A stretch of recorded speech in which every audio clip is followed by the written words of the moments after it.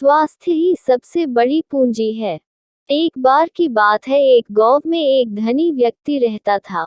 उसके पास पैसे की कोई कमी नहीं थी, लेकिन वह बहुत ज्यादा आलसी था। अपने सारे काम नौकरों से ही करता था और खुद सारे दिन सोता रहता या अय्याशी करता था। वह धीरे धीरे बिल्कुल निकम्मा हो गया था। उसे ऐसा लगता जैसे मैं सबका स्वामी हूँ, क्योंकि मेरे पास बहुत धन है, मैं तो कुछ भी खरीद सकता हूँ। यही सोचकर वह दिन रात सोता रहता था। लेकिन कहा जाता है कि बुरी सोच का बुरा नतीजा होता है। बस यही उस व्यक्ति के साथ हुआ। कुछ सालों उसे ऐसा महसूस हुआ जैसे उसका शरीर पहले से शिथिल होता जा रहा है।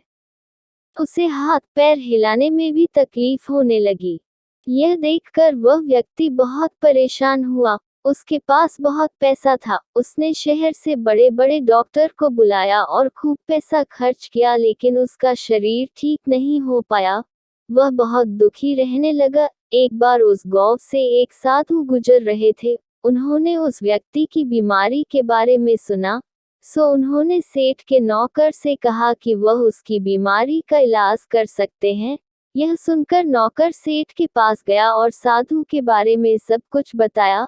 अब सेठ ने तुरंत साधु को अपने यहाँ बुलवाया, लेकिन साधु ने कहा कि वह सेठ के पास नहीं आएंगे। अगर सेठ को ठीक होना है तो वह स्वयं यहाँ चलकर आए। सेठ बहुत परेशान हो गया, क्योंकि वह असहाय था और चल फिर नहीं पता था। लेकिन जब साधु आने को तैयार नहीं हुए तो हिम्मत करके बड़ी मुश्किल से साधु से मिलने पहुंचे, पर साधु वहां थे ही नहीं। सेठ दुखी मन से वापस आ गया।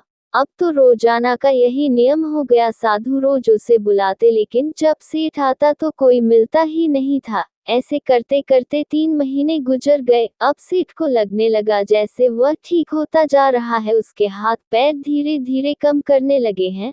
अब सेठ की समझ में सारी बात आ गई कि साधु रोज उससे क्यों नहीं मिलते थे। लगातार 3 महीने चलने से उसका शरीर काफी ठीक हो गया था। तब साधु ने सेठ को बताया कि बेटा, जीवन में कितना भी धन कमा लो, लेकिन स्वस्थ शरीर से बड़ा कोई धन नहीं होता।